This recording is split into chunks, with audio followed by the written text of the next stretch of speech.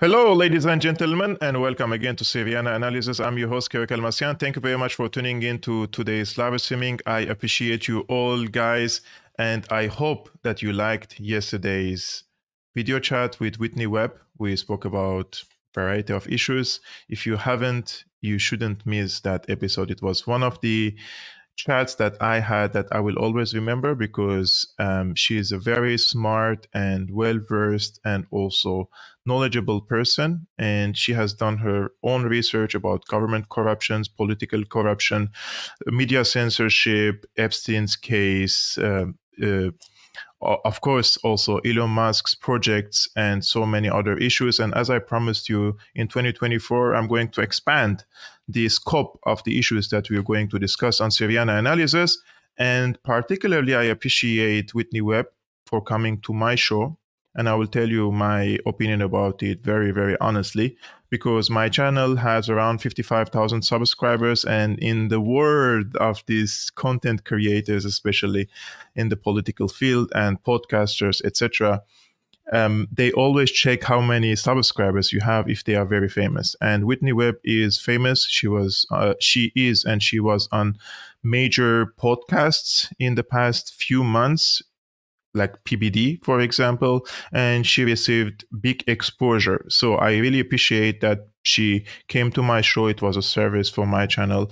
And I would like to tell you guys that as much as the number of the subscriber increases, unfortunately, this is the case in the world of the content creators, as much as they look at you as you have more value, right? They don't look how what's the content, how valuable is your analysis, etc. And this is the case. So if you appreciate my work, I would really appreciate it if you subscribe to my YouTube channel and hit the like button at the beginning of this video, because around 50% of the viewers of the channel are not subscribers. Anyways, today in this live streaming, we are going to speak about Biden has taken his decision to strike what is called Iran-linked groups or targets in the Middle East. We will discuss that. And then we will also discuss whether the United States will actually withdraw from Iraq or not. And in the third topic, we will speak about Israeli impunity and how the Israeli forces stormed while they were wearing medical staff dresses to a hospital in the West Bank, and they killed 3 Palestinians, saying that they were injured Hamas militants. And at the last part of this live streaming, I will comment a little bit about the witch of the American administration, Victoria Nuland, who has so much blood on her hands, especially in the case of Ukraine. She's one of the engineers of the coup d'etat that happened in 2014 in Kiev. And eventually it led to the Russian offensive against Ukraine and the killing of hundreds of thousands of people between Ukrainians and Russians. And unfortunately, this woman, she was in Ukraine, and they are preparing something, a worst scenario, I would speculate, for Ukraine and for the Russians. They don't want peace to prevail in that region. They want for this conflict to continue and for both sides to continue killing each other. So let's start with what President Biden decided in this regard. And this is something that was leaked to the press by the NBC News. The NBC News says what we know about this case. United States retaliatory attacks against Iran-backed militants will be, quote, a campaign that could last, quote, weeks, officials told NBC News. The targets are expected to include Iranian targets outside Iran, and the campaign will involve both strikes and cyber operations. Tehran has warned it would respond decisively to any attack on its territory or interests after President Joe Biden said he had decided how to retaliate for the drone strike on a base in Jordan that killed 3 American service members. If you remember, guys, in the past live streaming, I wanted to elaborate on the options of Joe Biden, that he has the option of striking Iran directly. He has the option of striking what they call Iran-linked militias or Iran assets in the region. And third is to re-engage with Iran diplomatically. And my speculation was that he will resort to the second option, and that is Iran-linked militants or groups or assets, call it whatever you want. This is what the Americans like to call. Okay, let it be. And because I truly believe that Iran and its partners in the region established deterrence against the United States and Israel, whereas the United States is trying to re-establish deterrence now with Iran. And because you guys also liked in one of the last live streamings, I posted 5 minutes analysis of what's happening in the region, and you liked it. And this is something that I also created content and posted on X. I'm going to show you now the raw version of it on YouTube, of my analysis, how Iran actually established deterrence against the United States and not the other way around. Take a look. After the recent drone attack against US troops stationing near the borders between Syria and Jordan, neocon lawmakers and military pundits with close ties to the military-industrial complex are urging President Biden to strike Iran and hit Tehran directly to re-establish deterrence. One of the presidential candidates, Nikki Haley, who is known for not being the smartest among the candidates, says the US must play tough and hit Iran to prevent war. I mean, this logic prevailed after the Cold War and the collapse of the Soviet Union because there was no serious challenge to the US hegemony around the world. But 2022 is different, and we cannot bypass the geopolitical facts. For example, Ukraine. After the recent drone attack against US troops stationing near the borders between Syria and Jordan, neocon lawmakers and military pundits with close ties to the military-industrial complex are urging President Biden to strike Iran and hit Tehran directly to re-establish deterrence. One of the presidential candidates, Nikki Haley, who is known for not being the smartest among the candidates, says the US must play tough and hit Iran to prevent war. I mean, this logic prevailed after the Cold War and the collapse of the Soviet Union because there was no serious challenge to the US hegemony around the world. But 2022 is different, and we cannot bypass the geopolitical facts. For example, Ukraine has not become a quagmire for the Russian forces as the Americans were planning, like they did in the Afghanistan war in the 80s. The Chinese are spreading their influence, leverage, call it whatever you want, around the world and especially in the global south through investments, business investments, and building the infrastructure of these countries and gaining the hearts and the minds of the people instead of bombing them and forcing them to become their friends or allies.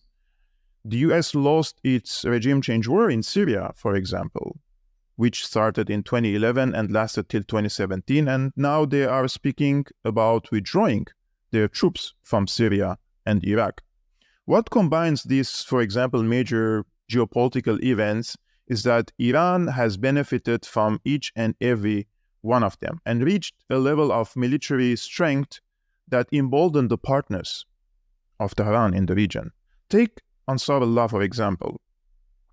They are blocking the cargo ships of the US, the UK, and Israel, and they are imposing an embargo or a siege on the cargo ships that are heading to Israel, calling for a ceasefire in the Gaza Strip. The National Security Advisor, Jake Sullivan, had to fly to meet with the Chinese Foreign Minister, asking for the Chinese help to lift the siege in the Red Sea against the Israeli, American, and British cargo ships. The Americans tried to lift the siege. They sent warships, they engaged in a battle against the Houthis, they even bombed the Ansarullah in different parts in Yemen, and they failed. And speaking of Gaza, the United States, in my opinion, stands naked nowadays in front of the world.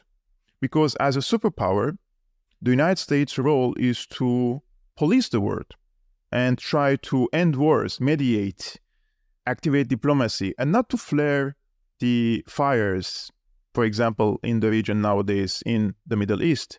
And the United States is considered complicit with Israel in its onslaught against the Palestinians in Gaza in the eyes of the entire global South nowadays. Therefore, many people lost respect to the United States as a superpower in this regard. These events, in my opinion, indicate that it is Iran backed by its partners in the region, for example, Hezbollah, Syria, Ansarullah movement, and other groups in Iraq and elsewhere. And behind them, rising superpowers like Russia and China.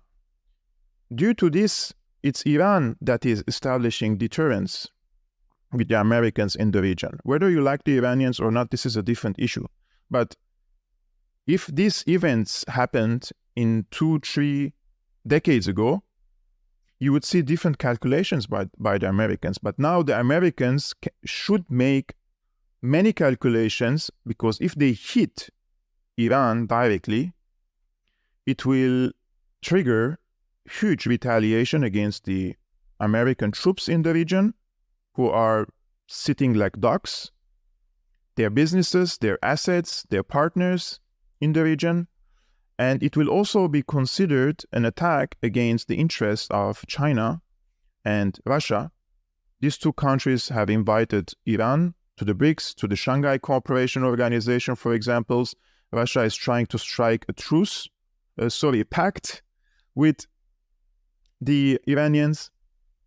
Therefore, in my opinion, one of the nightmares of the American geopolitical experts was that these three countries, China and Russia and Iran, would come together. Those are considered the three pillars of Eurasia. This was their nightmare. And I think they have to blame themselves in the US for bullying and trying to suppress the rise of these three powers, and instead of trying to cooperate with them, include them to the international community. In the mindset of the American decision makers, they had to suppress them and they have to subjugate them. Therefore, these three countries, which by the way have different interests around the world, they have come together and they combined their efforts. And this represents a major challenge nowadays to the American so-called rules-based order, which in my opinion is demising. And there is a rise of alternative powers. I'm not saying that the Americans will disappear from the scene, but definitely they will not be able to be the hegemon and subjugate the world that they used to do after World War II. So guys, this was the analysis in the case of deterrence. Can the United States establish deterrence in the Middle East? And if they strike Iran, what could happen? And that's why I think the Americans will not, this is just my opinion, strike Iran on the Iranian soil unless something crazy happens. Of course, the neocons are crazy. The likes of Victoria Nuland are crazy. The allies of Benjamin Netanyahu in Washington, D.C. are psychopaths. And you can see in their eyes that they are cold. They have cold eyes and they would kill anyone and everyone for the sake of them keeping their hegemonic status around the world. This is the bitter truth that everyone has to, if you accept it, you know how to deal with them. If you accept it, you know how to analyze them. If you accept it, you know what could come next. So for the current moment, I don't think that Biden is crazy enough to start a regional war, especially in 2024 before the elections. But what if the military-industrial complex in Washington, D.C. pressed him? What if the Israeli lobby pressed him? So let's see what will happen next. Because, guys, look, even the United States agrees that they don't have a proof of a direct link between Iran or Iran-linked groups, that Iran has a direct link in this. This is a Defense Secretary Lloyd Austin. He says, quote, "We don't know how operationally involved Iran was in the January 28 attack that killed 3 U.S. troops, but it really doesn't matter." And what Iran knew about the attack in Jordan, or how operationally it was involved? We believe that this was done by an element of what is known as the axis of resistance. And these are Iranian proxy groups. And how much Iran knew or didn't know, we don't know. But it really doesn't matter because Iran sponsors these groups, it funds these groups, and in some cases, it trains these groups on advanced conventional weapons. And so, I think without that facilitation, these kinds of things don't happen. I mean, do these officials really listen to themselves after they say such things? Because if we draw parallels with the Ukraine war based on what Austin said now, then Russia can say that I will bomb American-linked groups or assets in Eurasia because the United States is supplying Ukraine with weapons. Right? Because American weapons are used in Ukraine to kill Russians, whether civilians or military. So the Russians can use this logic now against the Americans themselves. Of course, they will not do that. I don't think the Russians will do that. But because Americans think that they are exceptional, right?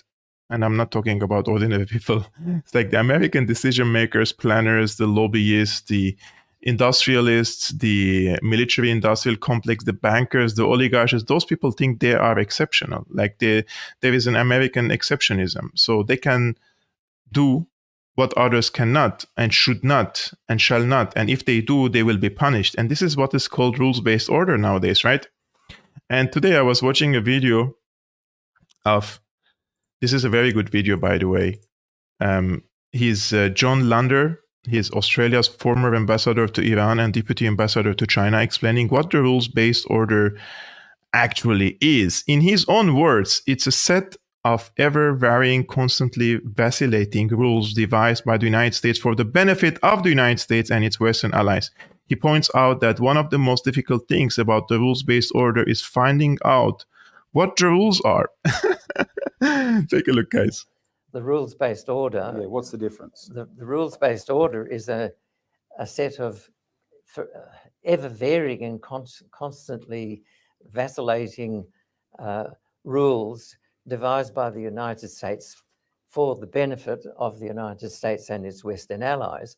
A very good example, of course, is the United States claim and our claim in the Red Sea that the actions they're taking are upholding, and Richard Marles said this himself, Australia must support the United States and the UK because we must uphold the freedom of navigation. The United Nations Convention on the Law of the Sea is not what the United States is attempting to uphold at all. It is attempting to uphold the right of the Western powers to continue their navigation wherever they please. The United States is not even a signatory to the Law of the Sea Convention and repudiates it quite frequently. So I personally am quite distressed by this glib approach of the Australian government of always insisting that we must uphold the rules-based order, because one of the most difficult things about the rules-based order is finding out what the rules are. The ever-changing rules. The ever-changing rules. The most difficult part about the rules-based order to discover what are the rules, because the rules can change every day, and the United States can set new rules every day, depending on the circumstances and depending on the geopolitical conflict, and then they project their wishes and their demands and their dictates on the rest of the world based on the rule that they just found for the sake of them staying in a position of a hegemon. But if you apply the same logic on them, then you're doomed, brother. Then they will call you crazy. And if you try to apply the same rules on Israel, then you're an anti-Semite, right? So be careful what you say online. A good friend of our channel, he wrote a brilliant article on Substack. The link is in the description below. And I think people like himself can be better advisors to the United States than the current advisors. And he says, we have always been at war in West Asia. It is time to leave the Middle East. I summarized the main parts for you guys so that we can surf through the main points. As the United States was making plans for some sort of bombing campaign against Iran, the militia then announced they were ending their campaign to not cause embarrassment for the Iraqi government they are part of. So just for you to know, guys, the militia which took responsibility for the drone attack against the US troops on the borders between Jordan and Syria, I think Iraqi, I forgot the name, to be honest. So Kataib something. So they declared that they will stop attacking the American forces because they don't want to cause any embarrassment for the Iraqi government. Because if they, because these attacks will be used in their logic or in their justification excuse to attack Iraq, and they want for the Iraqi government to negotiate with the American side to withdraw from Iraq instead of causing more troubles there. I don't know if that is their real intentions or not, but this is what they said. Anyways, a more conspiratorial view would be that the Victoria Nulands of the world were behind the failure to defend or behind the attack itself in order to create a pretense for a war with Iran. This is the conspiracy theory that I told you in the last live streaming. I said, I truly don't think that this was just a drone, like drone doesn't carry all these explosives, and maybe it was a rocket attack or a missile attack. I don't know, but if it was a drone attack, it should be a big drone, and there is no way for the Americans to confuse between an American drone and a non-American drone. So I don't know what happened. The Americans haven't shown us any evidence, any destruction or particulars of the destroyed drone, because it should be a kamikaze drone. So I think we will never know about it. So there is always 50-50 chance this was a false flag attack, guys. Keep that in mind. What happens if the Iran hawks get their dream and this lashing out back and forth escalates? For one thing, Netanyahu's hysterics notwithstanding, it's true that Iran isn't that far from getting the bomb if it chooses to. The thing about the situation is that at any time it pursues the enrichment, it can get there quite quickly. In an active conflict, they would probably take that route.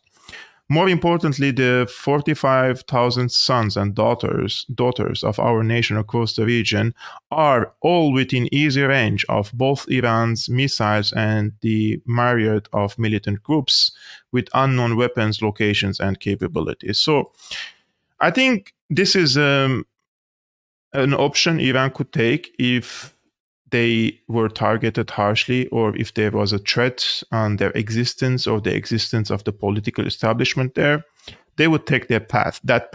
This is also, I agree, that they have enriched uranium enough that they can, if they want to produce a nuclear weapon.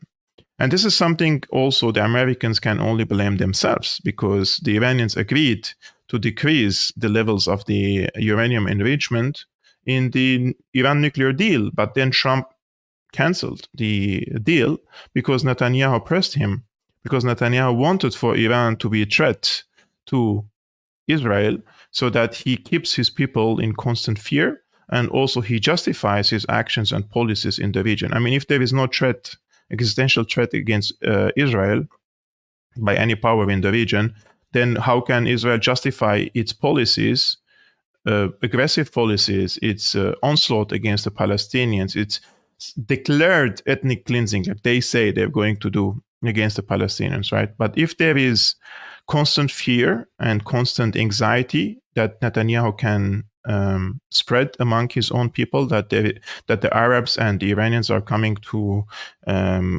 destroy Israel, then he will get enough support from his own people to continue his, I would say, suicidal policies in the region. In horror, I turn away from imagining Russia or China becoming involved in the defense of their dear friends, the Persians. It seems everything we do helps Iran. Why should this be different? This political class and the leading luminaries of the war party should be put in a maximum security nursing home in the desert that they can war over the brambles and the tumbleweeds, looking upon swarms of ants and thinking what might be if only humans were the same. How can we stop them? A principled young senator named Joe Biden suggested in the past that the president should be impeached if he attacks Iran without congressional approval. Perhaps he still believes that and would lead to impeachment efforts. And I want to make it clear, and I made it clear to the president, that if he takes this nation to war in Iran without congressional approval, I will make it my business to impeach him. That's a fact. That is a fact. So let's see who is going to impeach Joe Biden if he bombs Iran, although I rule out that possibility. But what if something happens in the region, a miscalculation, and a war erupts with Iran without a congressional approval, right? Most likely, we will get some form of conflict with Iran, setting this region further aflame, a troubled land which for us does nothing but which we have staked our reputation on controlling. We have turned West Asia into the piece of hell we fight over, but who are we fighting and for what matter? Who do we hate? What is the alternative to war with Iran? Leave, call it quits, come home, shut the bases down. Israel is a grown-up, it can solve its own problems, or not. Either way, it is long past time we stop enabling a country that is little more than our drug-addicted child. Our real sons and daughters can be at home enjoying the blessings of peace and raising their own families and tending to their estates instead of killing and dying in what has become an accursed sandbox we play in just to say we are saving people who don't want our saving. How much realistic do you think, guys, that the United States would just leave the region? I would say 0%. The United States will not leave the region voluntarily. It's not going to happen. And they will try their best to keep their forces, like in Qatar, for example, in Saudi Arabia, in the Emirates, in Jordan. They will do their best to have a base in the region, especially in the vital regions for trade routes, for energy routes. Because if they leave, they know that Iran will take over the region, not militarily, but they will have enormous influence over the region, and they will claim victory over the United States, and their partners will be further emboldened in the region, and they will threaten, if they want to, because they can, the interests of the Americans in the region. And one of the main interests of the Americans in the region is Israel. Israel, in the words of the American officials and candidate RFK, is the aircraft carrier of the United States in the region, is the eyes and the ears of the Americans in the region. And there is a mutual interest among them, or joint interest among them. Although this is, of course, we can argue about it, right? This is not my opinion. I'm just saying that the Americans and the neocons tried for at least in the past 3 decades to make the foreign policy goals of Israel is the same as the foreign policy goals of Washington, D.C. And there was so much work about that through the neoconservatives. But the neoconservatives are not only the Republicans, they're also the Democrats nowadays, right? And yesterday, if you watched the discussion with Whitney Webb on this channel, she spoke about that under Trump and under Democrats. The same policy is repeating over and over again. Maybe they have different tools, maybe they have different strategies, but the end goal is almost the same. And at the end of the day, also in the United States, the people who benefit from these wars and from the expansionism of the United States is not the American people. American people are paying for these wars from their pockets, from the inflation, from the printing of the money. And nowadays, today I saw statistics.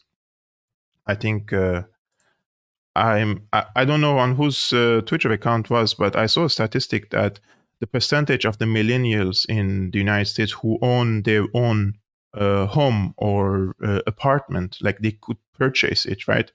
It's the minority of the people. I mean, it's the same thing here in Germany nowadays, but compared to China, China had 2/3 of the people can purchase, in the millennials, the younger people can purchase a real estate, something for themselves.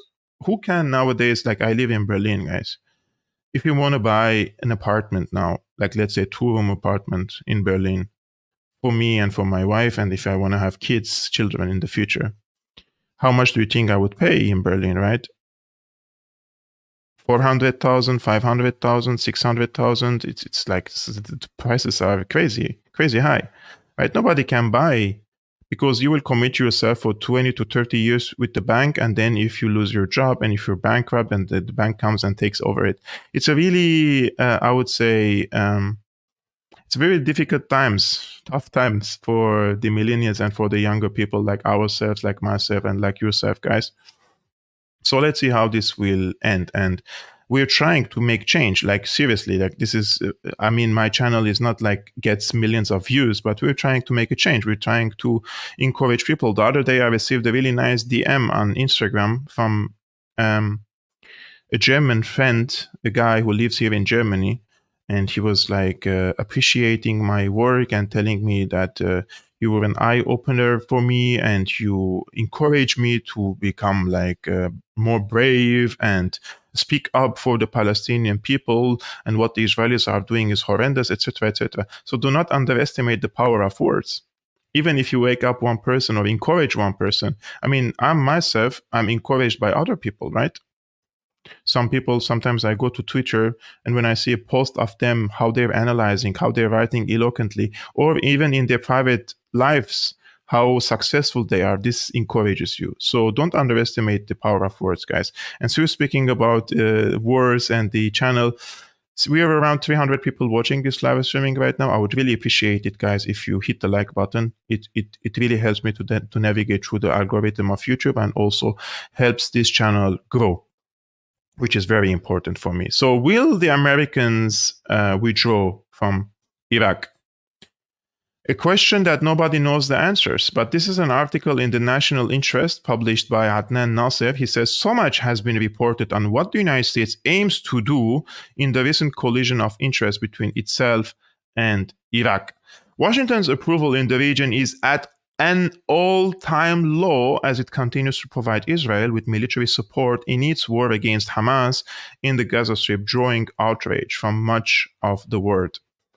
Iraqi Prime Minister Mohammed Shia al-Sudani has called for a quick and orderly negotiated exit of US-led coalition forces from the country.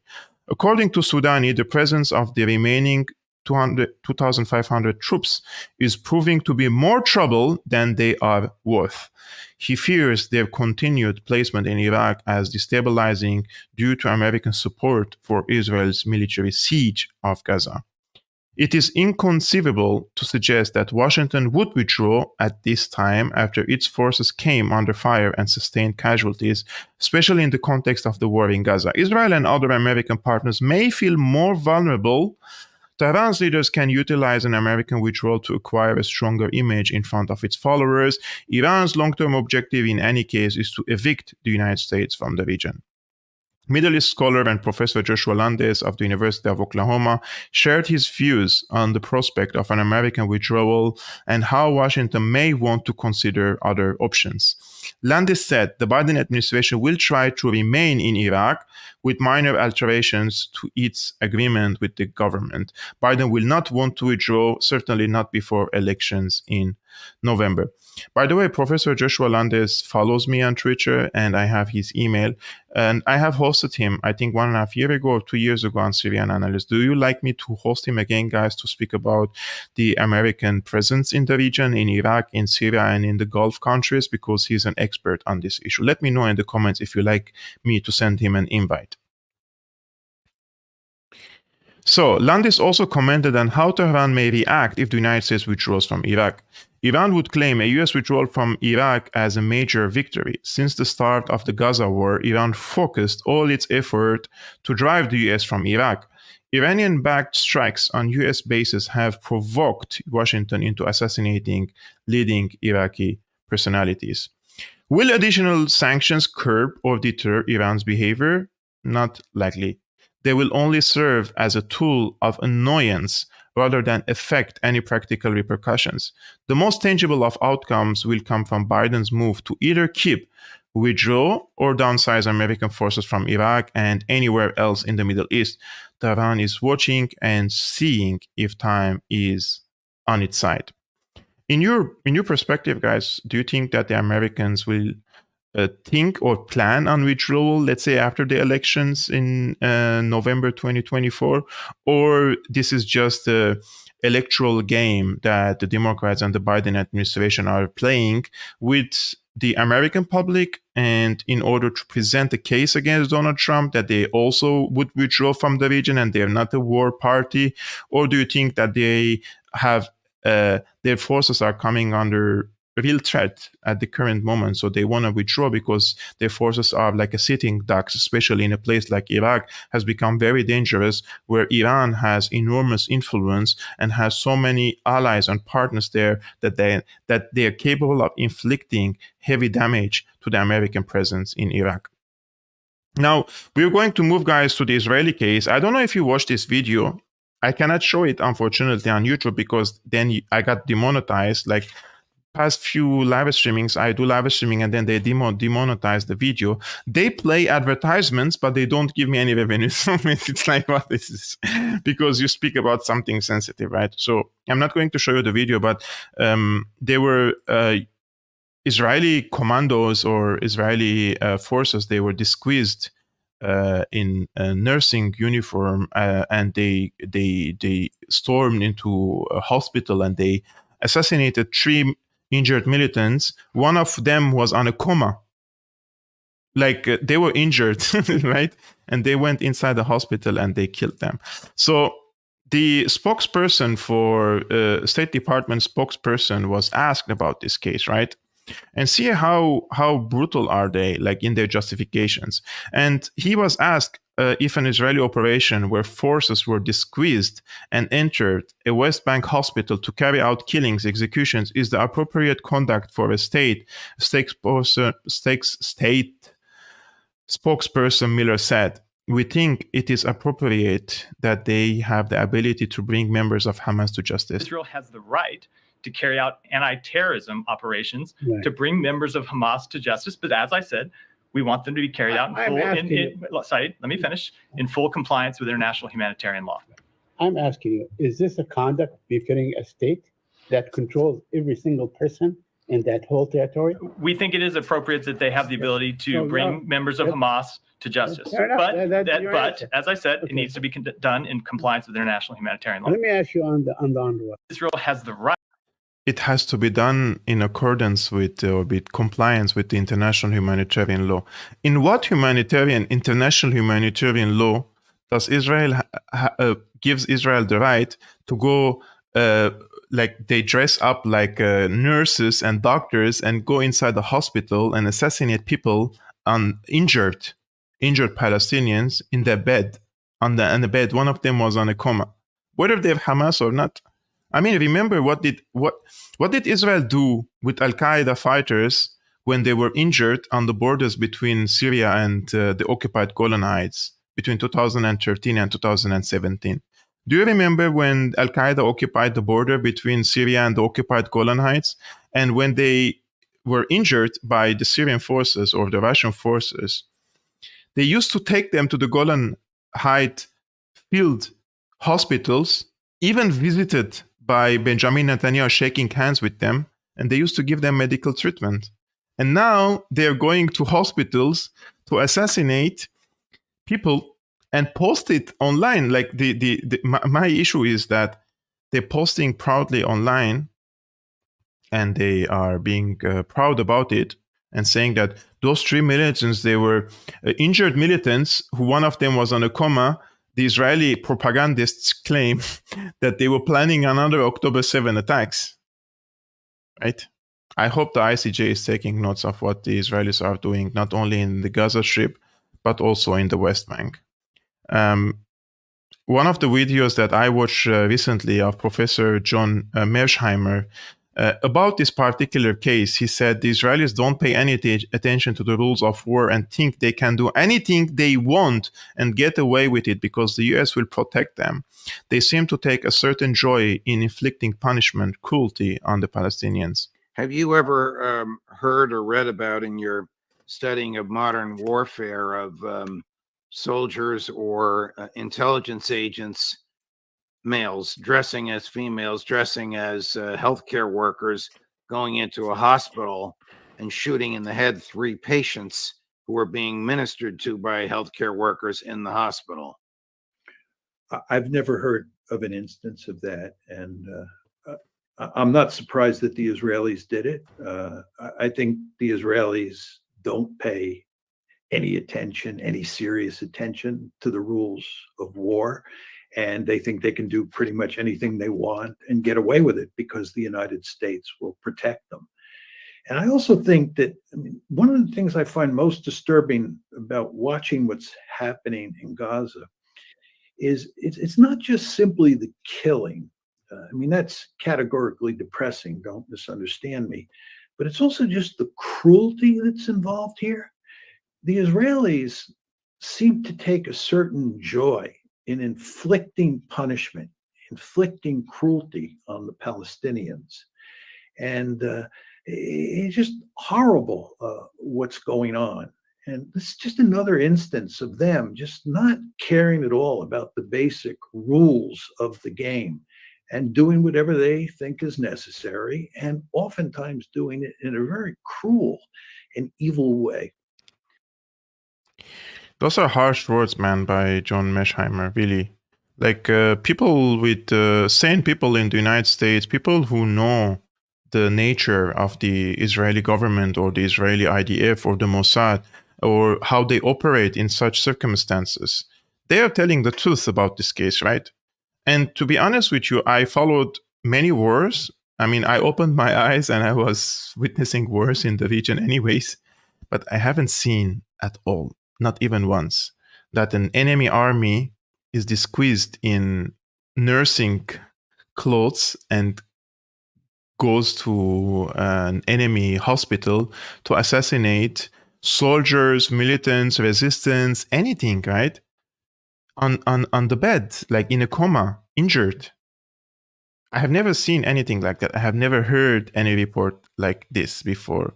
And posting these videos online proudly and showing to the people what you do, it's one level beyond what I imagined, because they're telling the world, we don't care about international law. We're above the law, Habibi. And ICJ or without ICJ, we're going to commit and continue committing these crimes, and you're not going to do anything about it because you cannot do anything about it. This is like a daring message, right, to the world. Even if the entire world votes against us, we're not going to stop. This is the message that I receive when I see such videos, especially when they post it online, right? Because you have the propagandists who are paid by Israel, the spokespeople of the Israeli government and the military are posting this content on X. How do you explain this, right? Anything but this. I cannot reach to any other conclusion. And when I speak about this case, people sometimes probably think that I'm being just biased, right? But those are real issues, guys. Israel's campaign in Gaza plausibly amounts to genocide. American court finds. A federal court in California has ruled that Israel's military campaign in Gaza plausibly amounts to genocide, but dismissed the case aimed at stopping U.S. military support for Israel as being outside the court's jurisdiction.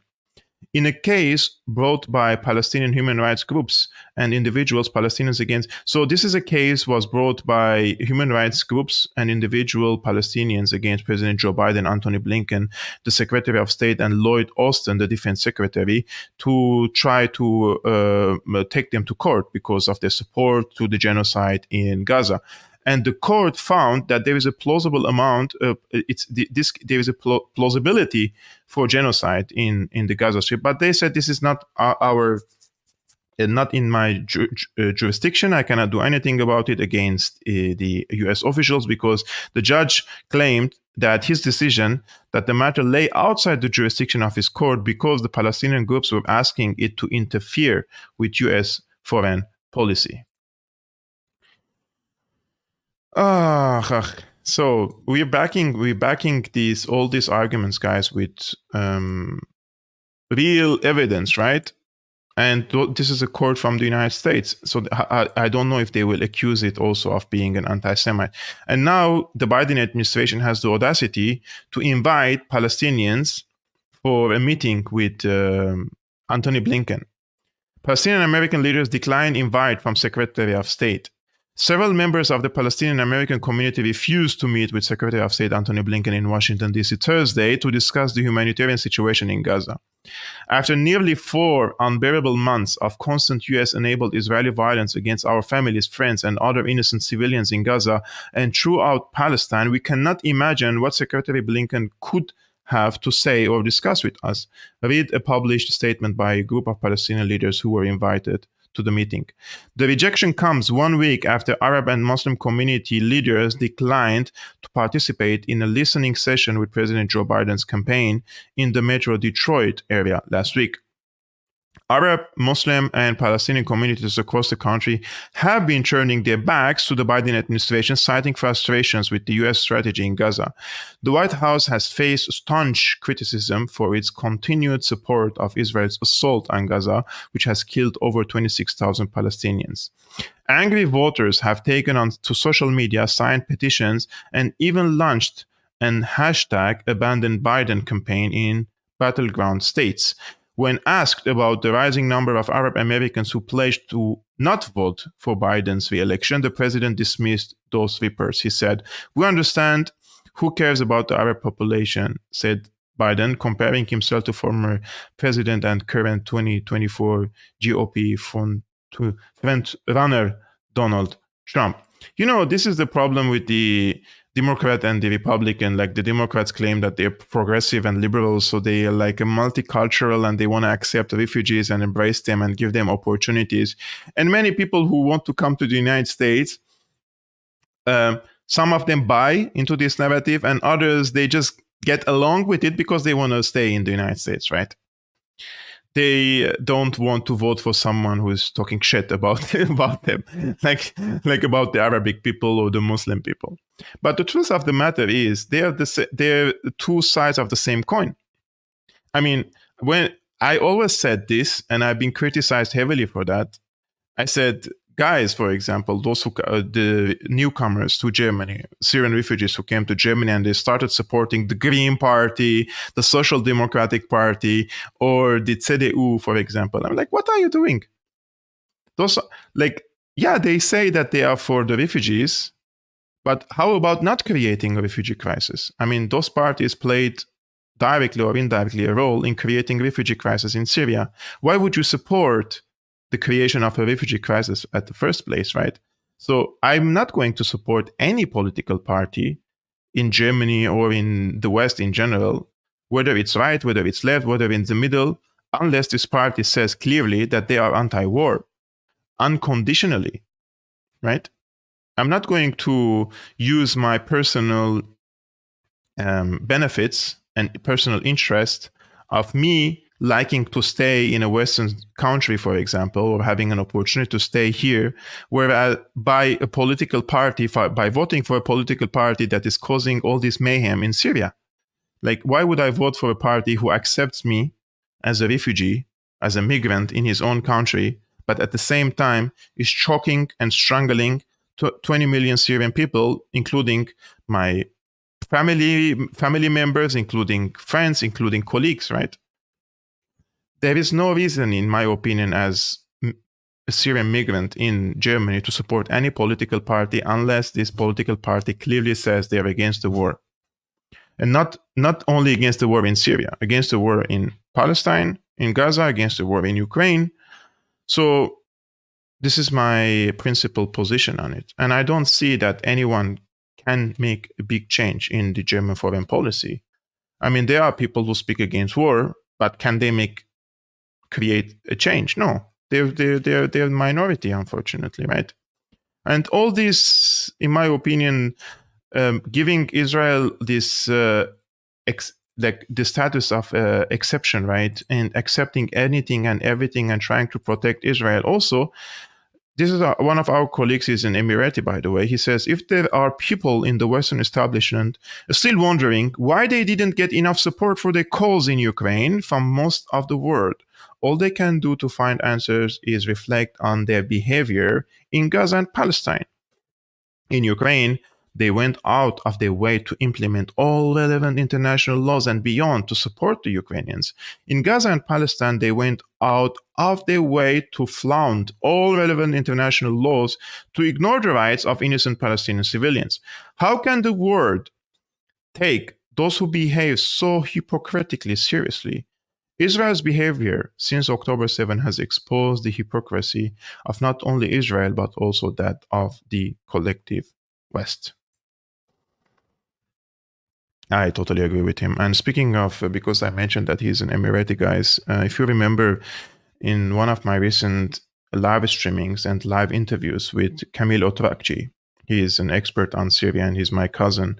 And during this episode, I mentioned information and I said that next month in February, so this month now, an Arab leader is going to visit Syria. And I said that my sources in Damascus say that he's highly likely Mohammed Abdel Fattah al-Sisi, the president of Egypt. However, a correction for this information is that the leader who is going to come to Syria is highly likely going to be the president of the UAE, Ben Zayed, so MBZ, yes, and not MBS, MBZ.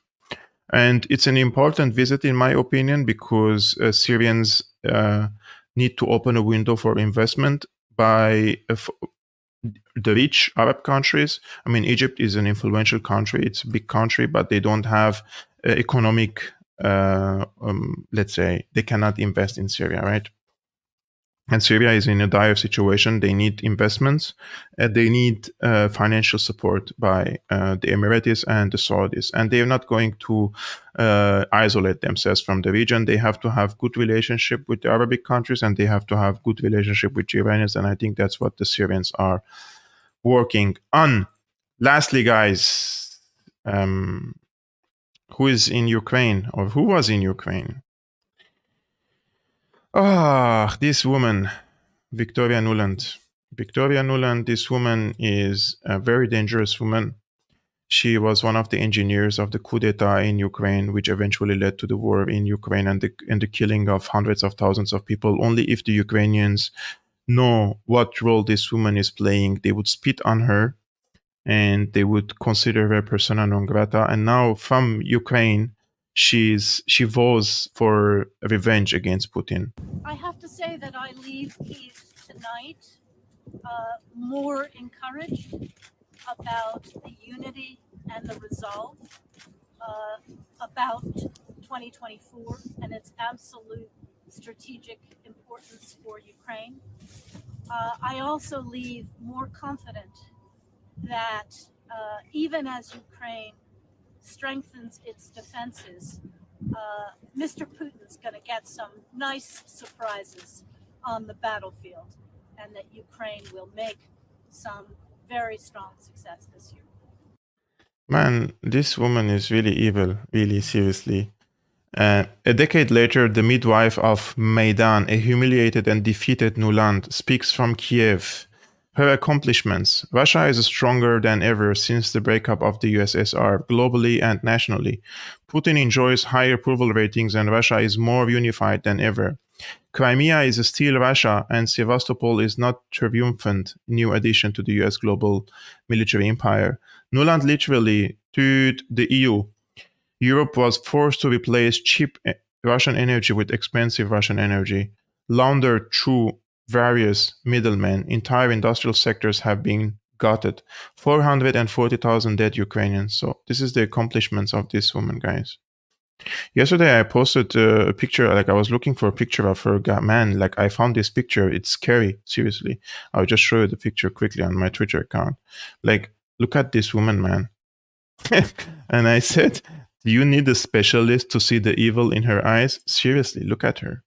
Like, this woman is like really something, man. Scott Ritter had a great, he jumped on this case and he had a great comment on this. He said, imagine for a moment a scenario where a senior Iranian diplomat arrives in Damascus and proclaims to the media, Mr. Biden is going to get some unpleasant surprises while announcing the supply of weapons to pro-Iranian militias for the sole purpose of killing American soldiers who are illegally operating on Syrian soil. Victoria Nuland is an evil hypocrite and not too smart. She just made the case that the US is a de facto party to the conflict between Russia and Ukraine. She also, using US logic, made a de facto case regarding the legitimacy of Iran's actions regarding the transfer of weapons to Syrian and Iraqi militias. Like I said, not too smart, just like her boss. But what is she doing in Ukraine, right? You may ask. What is she doing there? And imagine a country like Ukraine, which they claim that they're going to protect its sovereignty, etc., etc. I mean, the same moment that she arrived, or a few hours before she arrived to Ukraine, Zelensky, he fired the head of the military, Zaluzhny, right? When Zelensky told his top commander, General Zaluzhny, on Monday that he would soon be dismissed, the Ukrainian president suggested a leadership change might help provide a refresh. The public is increasingly exhausted by the war and aid from international partners. I'm not going to go through all the details of this article, but we already knew that there are disagreements between Zelensky and Zaluzhny in the past months, especially after the failure of the counteroffensive. And just before the arrival of Nuland, he dismisses him. So what's happening there, Because some people were saying it seems that Zaluzhny is going to coup Zelensky, like remove him from power. What's going to happen? But just put yourself in the shoes of Zaluzhny. You're a military guy. You're respected by your people, by your commanders, and you have a clown like Zelensky is dismissing you, right? I think this will create a stronger case against Zelensky, and more military commanders will resent against Zelensky, and he may be removed from power soon. And this is something also was echoed by Kim.com. He says, Zelensky has lost the power struggle. His exit is coming in the next few weeks. Nuland met with his successor on her visit to Ukraine. Watch these players, Zaluzhny, Budanov, Poroshenko. Those are the whispers. Whispers. If it's true, it would be a massive PR problem for the West. Zelensky is their Churchill, remember? Standing ovations in parliaments around the world, hugs and kisses from world leaders, person of the year and superhero to Blinken's kids. Let's wait and see. My money is still on Budanov replacing Zaluzhny. Nuland needs someone unhinged enough to attack the Russian oil and gas industry. The US government blew up Nord Stream 2 and got away with it. Ukraine is losing badly on the battlefield. Expect more industrial terrorism and false flags. I hope he's wrong. I hope it won't happen. But judging from the character and the nature of these people, I would not rule out this possibility. That's why I wanted to tell you at the beginning of this live streaming that when you know the nature of these people, you see things differently and you expect things differently and you perceive the political events differently and you can analyze the events and foresee what could come next. So this is my approach. What is your approach, guys, in this regard? I appreciate every single one of you guys for tuning into today's live streaming. I am happy that there are hundreds of people watching these live streamings. If you can, please subscribe to the channel, hit the like button before leaving. And if you want to support my independent work, you can become a patron. You can see the link is scrolling on the screen, patreon.com/Syriana Analysis. It's a great help for me to invest in the work, to create a better content, to finance the softwares and the hardwares. And also I have a project in mind in the near future to hire a senior political analyst or a geopolitical analyst, so that this person could come to Syriana Analysis at least, let's say, 1 time or 2 times per month, so that I can hire this person, which it should be, of course, famous enough to deserve and famous enough, and also, let's say, professional enough, so that it gives an added value to this channel. So until then, I will see you tomorrow, guys, Saturday, 5 p.m. Central European Time. Salam.